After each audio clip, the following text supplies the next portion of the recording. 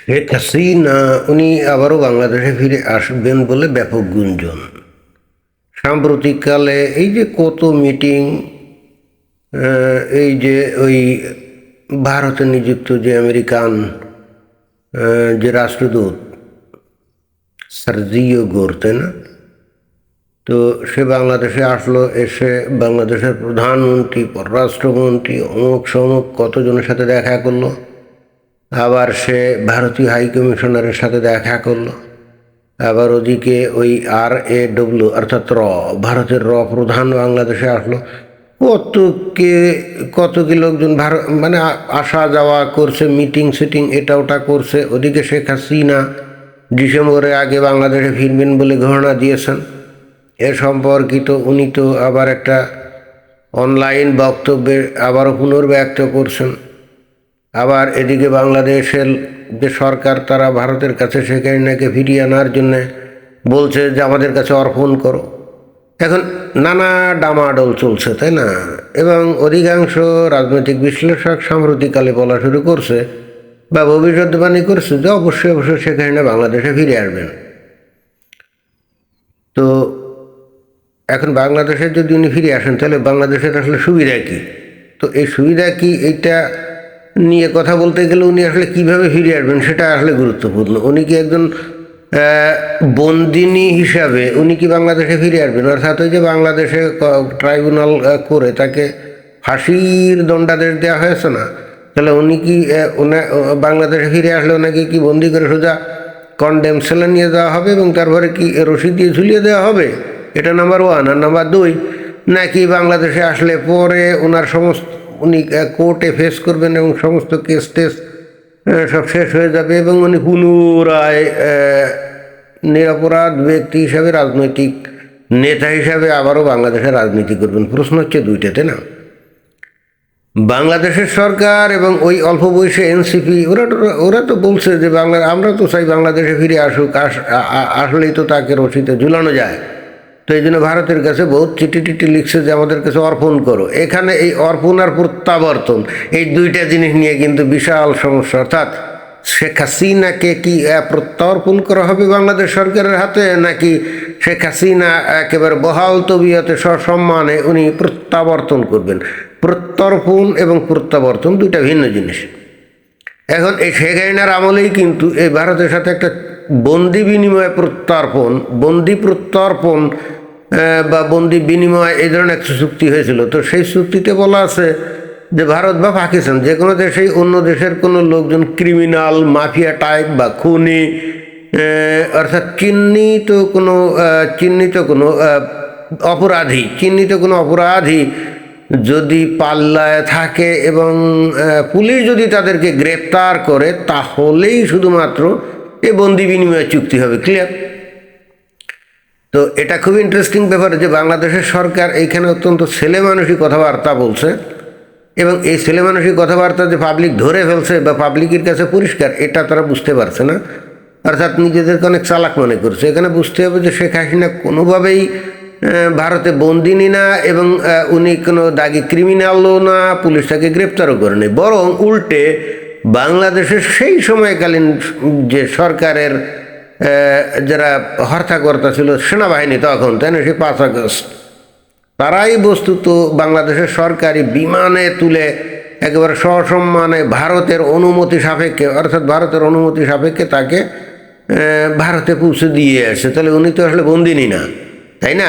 পরবর্তীতে তার নামে যত কেস কারবার হোক, এগুলো খুব ইজিলি বলা যাবে যে এগুলো রাজনৈতিক প্রতিহিংসামূলক। তো অতএব ওই প্রত্যর্পণ চুক্তি যেটা আছে, ওই চুক্তি অনুযায়ী শেখ হাসিনা কোনোভাবেই বাংলাদেশে ফেরত আসবেন না, আর ভারত সরকারও তাকে বাংলাদেশে ওইভাবে ফেরত পাঠাবেন না। এটাই কিন্তু আইনের কথা। তারপরেও দেখা যায় যে এই সরকার এবং ওই এনসিবির লোকজন, জামাতের লোকজন কিন্তু গো ধরছে না, তাকে প্রত্যর্পণ করতে হবে। মানে এই ধরনের বালখিল্য টাইপের কথাবার্তা এবং দাবি কী কারণে করে কে জানে। এখন যদি ঠিক আছে প্রত্যর্পণ হলো না, তাহলে প্রত্যাবর্তন। তো প্রত্যাবর্তন হলে কিভাবে আসবেন? উনি কি ভারতের কোনো বিমানে চড়ে আসবেন সরকারি, নাকি বাংলাদেশ থেকে যেভাবে উনি গেছিলেন, যেমন বাংলাদেশ থেকে যেমন বিমানে করে তাকে, সরকারি বিমানে করে তাকে পাঠানো হয়েছিল, তো বাংলাদেশ সরকার কি একটা সরকারি বিমান পাঠিয়ে দিয়ে তাকে ফেরত আনবেন নাকি না ভারতের বিমানে ফেরত আসবেন? তো এইবার আসলে পরে হ্যাঁ এবারও গ্রেপ্তার হতে পারেন অথবা নাও হতে পারেন, আমি জানি না। এগুলো আসলে আভ্যন্তরীণ ব্যাপার। এই আমেরিকা, ভারত, বাংলাদেশ এদের সরকারের মধ্যে কথাবার্তা নিয়ে সেখানে কীভাবে ফিরে আসবেন সেই জিনিসগুলোই আসলে নির্ধারিত হবে। হয়তো উনি ধরা যাক ফিরে আসলেন এবং সরাসরি এসে কোর্টে আত্মসমর্পণ করলেন, তাহলে ওনার ওই যে ফাঁসির রায়টা এগুলোর কি হবে? এগুলো যে খুব বেশি মারাত্মক বিষয় তা কিন্তু না। বর্তমানে খোদ যে প্রধানমন্ত্রী বাংলাদেশের তারেক রহমান, তারও নানা রকম অপরাধের কারণে তার বিরুদ্ধে কিন্তু যাবজ্জীবন কারাদণ্ডের রায় ছিল, কি তাই না? এবং আপিলের যে নির্দিষ্ট ডেট এগুলো অনেক আগে, মানে বহু আগে, কয়েক বছর আগে এগুলো কিন্তু মেয়াদ শেষ হয়ে যায়। তারপরেও কিন্তু উনি দেখা যায় যে বাংলাদেশে ফেরত আসার আগে লন্ডনে থাকতেই তার কেস কারবার সব ডিসমিস হয়ে গেছিলো। কি যায় নাই? গেছিল তো, ওনাকে কোর্টে আত্মসমর্পণও করা লাগে নাই। এবং এই ঘটনাটা যে ঘটছিল এটা তো আর এমনি এমনি ঘটছিল না। এখানে আমেরিকা এবং ভারত উভয় দেশের সরকারের নিশ্চয়ই চাপ ছিল বাংলাদেশের ওপরে, এবং তখন সে অন্তর্বর্তীকালীন সরকার এই কাজটা করছিল। তো তারেক রহমানের ক্ষেত্রে যদি লন্ডনে থাকতেই তার বিচার আচার সব শেষ হয়ে যায়, তো শেখ হাসিনার ক্ষেত্রে কি তার ভিন্ন কিছু হবে বা হওয়া উচিত? মানে এখানেও এই বাংলাদেশ সরকার যদি গো ধরে যে না তাকে বিচার করতে হবে, করতে হবে, ত্যান করতে হবে, জি না, এখানে এই যে স্পেশাল ট্রাইব্যুনাল এই জিনিসটাই হলে এখানে অবৈধ। কারণ যুদ্ধ অপরাধী যারা তাদের বিচারের জন্য ট্রাইব্যুনাল গঠিত হয়েছিল। তো এখানে সেখানে না কোনোভাবেই যুদ্ধ অপরাধীটা কিছুই না। অর্থাৎ এই জায়গায় তার বিচার করাটাই এখানে বেআইনি হয়েছে। অর্থাৎ অন্তর্বর্তীকালীন সরকার গায়ের জোরে এই বিচারগুলো করছে। তো এইটাও ধোপে টিকবে না। আর অতএব তার যে শাস্তি টাস্তি এগুলো ধোপে টিকবে না। এবং এরপরও যদি বাংলাদেশ সরকার গো ধরে, এই তারেক রহমান গো ধরে, আসলে কিসের ভিত্তিতে উনি গো ধরবেন? নৈতিক ভিত্তিটাকে তার নিজেরই জীবনে তো এই ঘটনা ঘটছিল। বাংলাদেশে আসার আগে তার কেস কারবারগুলো ডিসমিস হয়ে যায় না, তো উনি কোন যুক্তি দিয়ে এখন শেখ হাসিনাকে বলবেন যে না তার কেস কারবার থাকবে, আসলেই তাকে ধরে নিয়ে ইয়েতে ঢুকাবো, জেল হাজতে ঢুকাবো? না, কোনোভাবে সেটা সম্ভব না। অর্থাৎ শেখ হাসিনা যদি আসেনও, এবং আমারও ধারণা উনি আসবেন, তাহলে ওই তারেক রহমান যেভাবে ফিরছেন ওই শেখ হাসিনাও সেভাবেই ফিরবেন। অ্যাটলিস্ট গোটা দুনিয়াতে রাজনৈতিক মঞ্চে তারেক রহমানের চাইতে অন্তত বহুগুণ উচ্চে তো শেখ হাসিনা অবস্থান করেন, তাই না? 15 বছর ধরে উনি বাংলাদেশে ক্ষমতায় ছিলেন। দুনিয়ার হেন কোনো প্রভাবশালী নেতা নেই যার সাথে তার কোনো যোগাযোগ হয় নাই বা তার কোনো পরিচয় হয় নাই। সেই তুলনায় তারেক রহমানের তো তেমন কিছুই হয় নাই, তাই না? উনি ওই 17 বছর লন্ডনে ছিলেন, কিন্তু সেখান থেকে তো উনি একবারও আমেরিকায় গেছিলেন বলে আমরা শুনি না। তো যাই হোক, সেইগুলো আমার কোনো গুরুত্বপূর্ণ বিষয় না বা আমার কোনো বিচার্য বিষয় না। আমি জাস্ট একটু প্রেক্ষাপট বললাম যে যেরকম কথাই বলেন না কেন, কেউ কিন্তু কোনো আইনের দৃষ্টিতে কথা বলছে বলে মনে হয় না, শুধুমাত্র আবেগের ভিত্তিতে কথা বলছে। এবং যেভাবে তারেক রহমান বাংলাদেশে ফিরছিলেন ওই একইভাবে শেখ হাসিনা ফিরবেন, এটাই চূড়ান্ত কথা। তো ভালো কথা, উনি দেশে ফিরলেন, তো তাতে বাংলাদেশের কি হবে? আসলে কি কোনো উপকার হবে? আমি অন্তত দেখি না। কারণ কি জানেন? কারণ হচ্ছে উনি আসলেন এবং ধরা যাক উনি সব কেসে বেকসুর খালাস হয়ে গেল, উনি আবার রাজনীতি করার সুযোগ পাইলেন। তাহলে কি হবে? আবার সেই আন্দোলন, আবার সেই সংগ্রাম, আবার সেই হরতাল, আবার সেই অবরোধ, তাই না? আবার সেই মারামারি, রাস্তায় গণ্ডগোল, গ্যাঞ্জাম। তো বিএনপি যে 5 বছরের ম্যান্ডেট পেয়ে অলরেডি ক্ষমতা আছে, সেটাও তো ত্রুটিপূর্ণ। কারণ এখানে একটা বিশাল গণতান্ত্রিক দল, তাকে ইলেকশনে যেতেই দেওয়া হয় নাই। তাহলে সেটা কি তার একটা ত্রুটিপূর্ণ না? এবং এখানে যদি বলা হয় যে আওয়ামী লীগও তো এরকম বিএনপি ছেড়ে নির্বাচন করে ক্ষমতায় গেছিল, তো সেটা অন্যায় না? না, সেটা অন্যায় হবে না। তার কারণ হচ্ছে আওয়ামী লীগ তো বিএনপিকে অবৈধ ঘোষণা করে নাই, নিষিদ্ধ ঘোষণা করে তাদেরকে তো নির্বাচন থেকে দূরে রাখে নাই। আওয়ামী লীগের আমলে নির্বাচন কমিশন তো তাদেরকে বলছে যা ইলেকশন করো, তো তারাই করে নাই, ইচ্ছাকৃতভাবে তারাই করে নাই। কিন্তু এই গত 12 যে ফেব্রুয়ারি ইলেকশন হলো, সেখানে তো আওয়ামী লীগকে অংশগ্রহণই করতে দেওয়া হয় না, আইন করে নিষিদ্ধ করে দেওয়া হয়েছে। দুইটা জিনিসের মধ্যে আকাশ পাতাল তফাৎ না? অর্থাৎ এই দিক দিয়ে হিসাব করলে ওই আগে যদিও বিএনপি ইলেকশনে আসে নাই, তারপরেও আওয়ামী লীগের যে নির্বাচন যাই হোক না কেন সেটার বৈধতা যতটা বেশি এই বর্তমান বিএনপি সরকারের এই যে নির্বাচনী বৈধতা কিন্তু অনেক কম, অনেক কম। এটা হলো অনেকে বুঝছে কি না আমি জানি না। বুঝতে হবে যে বিএনপিকে কিন্তু কখনোই আওয়ামী লীগ নিষিদ্ধ করে ইলেকশন থেকে দূরে রাখে নাই। বিএনপি নিজেরাই ইলেকশনে যায় নাই। যে অভিযোগ তুলছে যে দলীয় সরকারের আমলে ইলেকশন হলে ওখানে পক্ষপাতিত্ব হবে, অমুক হবে, সমুক হবে, কিন্তু এটাও কিন্তু আইনগতভাবে টিকবে না। তার কারণ হলো পৃথিবীর কোনো দেশে কি এই ধরনের সরকার আছে নাকি? যে তত্ত্বাবধায়ক সরকার এগুলো তো বাংলাদেশের উদ্ভাবিত, তাই না? অর্থাৎ অন্য কথা, আইনের দিক দিয়ে দেখতে গেলে এখানে 15 বছর আওয়ামী লীগের বিভিন্ন সময় যে ইলেকশন হয়েছে বিএনপি যোগদান করে নাই, এটা বিএনপি নিজে নিজে করে নাই, এখানে আওয়ামী লীগ তাদেরকে নিষিদ্ধ করে নাই।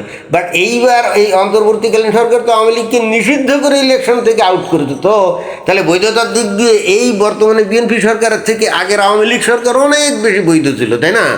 অনেক বেশি গ্রহণযোগ্য ছিল আইনগত দিক দিয়ে যদি আমরা দেখি। তো তাই যদি হয় তাহলে আওয়ামী লীগের সেই কাহিনা বাংলাদেশে মিললে কিছুদিন হয়তো চুপচাপ উনি থাকলেন, কিন্তু এরপরেই তো এই সরকার যে কত প্রকারে অবৈধ এটা নিয়ে তো আন্দোলন সংগ্রাম শুরু হবে, কি হবে না? হরতাল, ধর্মঘট, জ্বালাও পোড়াও, মারামারি এইগুলো শুরু হবে। ফলে হচ্ছে কি, এই সরকার কিন্তু ঠিক মতো এমনিই কাজ করতে পারবে না। আর কোনো হরতাল টরতাল ছাড়াই তো গত 6 মাস চলে গেল, বাংলাদেশের যে কী হাল সেটা তো আমরা দেখছি। এখন আগে ইলেকট্রিসিটি বাংলাদেশে লোডশেডিং কি জিনিস পাবলিক ভুলে গেছিল, আর এখন ইলেকট্রিসিটি কি জিনিস সেটাই আস্তে আস্তে পাবলিক ভুলে গিয়ে ওই একসময় গ্রাম বাংলায় মনে করেন ইলেকট্রিসিটি ছিল না, তারা ওই কেরোসিনের কুপি ব্যবহার করতো না, হারিকেন ব্যবহার করতো না। বাংলাদেশের পরিস্থিতি তো অনেকটা সেই দিকে চলে গেছে, তাই না? অর্থাৎ 6 মাসের মধ্যে এই তারেক রহমানের সরকার যে বাংলাদেশের তেমন কিছু করা তো দূরের কথা, যেটা আমরা শুনছি আওয়ামী লীগের আমলে অলমোস্ট 7% ছিল কি জিডিপি গ্রোথ, তাই না? এটা কমে নাকি এখন 2 না 2.5% নেমে আসছে। ফলে হচ্ছে কি, দেশের মানুষ যে আসলে কষ্টে আছে সেটা তো দেশের মানুষই আস্তে আস্তে বলা শুরু করছে। তো আওয়ামী লীগের সে কারণে বাংলাদেশে ফেরত আসলে এই সমস্ত ইস্যুতে উনি আন্দোলন শুরু করবেন না, তাহলে হলোটা কি? বিএনপি কিন্তু বাংলাদেশের জন্য তেমন উন্নতি কিছু করতে পারবেন মনে হয় না। আর ওই 1.5 বছর যে অন্তর্বর্তীকালীন সরকার ছিল এবং তার আগে যে আন্দোলন হয়েছিল, তার ফলে যেভাবে ভাঙচুর, জ্বালাও পোড়াও এবং আরও অন্যান্য ক্ষতি হয়েছে, তাতে বাংলাদেশ অন্তত মিনিমাম 50 বছর পিছনে চলে গেছে। এখন যদি সেখানে আসেন, এসে আবার 5 বছর পরে যদি ইলেকশন হয়, উনি যদি ক্ষমতা আসেন, তো এই 50 বছর যে পিছনে পড়ে গেল, এখান থেকে বাংলাদেশকে উনি উদ্ধার করবেন কি করে? ওনার কাছে কি জীবন কাঠি আছে নাকি? ওনার কাছে কি ওই যে পরশ পাথর আছে? মোটেও না। তো তাহলে হলোটা কি? ফাইনালি ফলাফল কিন্তু জেলাও সেই কদু, কোনো লাভ নাই। এবং এরপরে যদি আওয়ামী লীগ আবার ক্ষমতা আসে, তো বিএনপি চুপ করে থাকবে নাকি? জামাত চুপ করে থাকবে নাকি? না, তারাও তো শুরু করবে আন্দোলন সংগ্রাম, তাই না? এছাড়া নগদে যে সমস্যা, আওয়ামী লীগ বাংলাদেশে ক্ষমতায় যাক আর না যাক, শুধু রাজনীতি করার সুযোগ পাইলেই তো এখানে অনেক মারামারি কাটাকাটি হবে। কিন্তু কারণ এই যে অন্তর্বর্তীকালীন সরকারের সাপোর্টার যারা ছিল এবং আওয়ামী লীগের উপরে যারা অত্যাচার নির্যাতন করছে, তো আওয়ামী লীগ ফেরত আসলে ক্ষমতায় যাক আর না যাক, তারা কি ছাড়বে নাকি? তারা তো মোটেও ছাড়বে না। তাদের জনসমর্থন আছে, অর্থবিত্ত আছে, শক্তি আছে, তাই না? তারা তো কোনোভাবেই ছাড়বে না। দেশে চোরা গোপ্তা, মারামারি, খুনাখুনি, গুম খুন মুন এগুলো কিন্তু যথেষ্ট বেড়ে যাবে। বিভিন্ন জায়গায় অগ্নিসংযোগ, ভাঙচুর এগুলো কিন্তু বেড়ে যাবে। মানে আমার কাছে যেটা মনে হচ্ছে, বাংলাদেশ আরও 50 বছর পিছাবে, অর্থাৎ বাংলাদেশ 100 বছর পিছাবে। আমার কাছে কিন্তু বিষয়টা এরকম মনে হয়। তো তাই যদি হয় তাহলে কি সেখানে ফিরবেন না? অবশ্যই ফিরবেন। কিন্তু আমার মূল থিম হচ্ছে যে এই রকম কি চলতে থাকবে বাংলাদেশে? কিছু বছর পর পর আন্দোলন করো, ভাঙচুর করো, জ্বালাও পোড়াও করো, করে দেশকে পিছনে টেনে নিয়ে যাও, কিন্তু তারপরেও আমরা কি গণতান্ত্রিক হব না? ধর্মীয় কারণে আমরা সব গণতন্ত্রকে হারাম গণ্য করে, গণতন্ত্রকে আঁকড়ে রেখে নিরপেক্ষ ইলেকশনের দিক এই রাজনৈতিক দলও যাবে না, পাবলিকও যাবে না। মানে এটাই কি বাংলাদেশের ভবিতব্য? এটাই যদি ভবিতব্য হয়, তাহলে আমার মনে হয় যে এর চাইতে বাংলাদেশে ওই শরিয়া শাসন, মানে ইসলামী শাসন বা ইসলামী খিলাফত, এটা প্রতিষ্ঠা করাই ভালো, যেটা নাকি বাংলাদেশের আপামর জনগোষ্ঠী মনে প্রাণে কামনা করে, তাই না? কি দরকার বাবা খামাখা হারাম একটা জিনিস প্র্যাকটিস করতে, যে না আমরা হচ্ছি গণতান্ত্রিক এবং দেশের না প্রতিষ্ঠিত হচ্ছে গণতন্ত্র, আবার হারাম জিনিস হালকা পাতলা চর্চা করতে গিয়ে আমরা হচ্ছে জাহান্নামের অধিবাসী। তাহলে এত ভদকট করে আমাদের লাভটা কি? আমাদের তো মনে হয় ডাইরেক্টলি বাংলাদেশে এখনো শরিয়া শাসন কায়েম করাই বাঞ্ছনীয়। তাতে আর যাই হোক, পৃথিবীতে কোনো উপকার উন্নতি কিছু যদি নাও হয়, তাতে কিছু যায় আসে না, অন্তত বেহেশতে গিয়ে তো 72 হুর পাওয়া যাবে, তাই না? ওটা তো কনফার্ম। কি বলেন? ধন্যবাদ।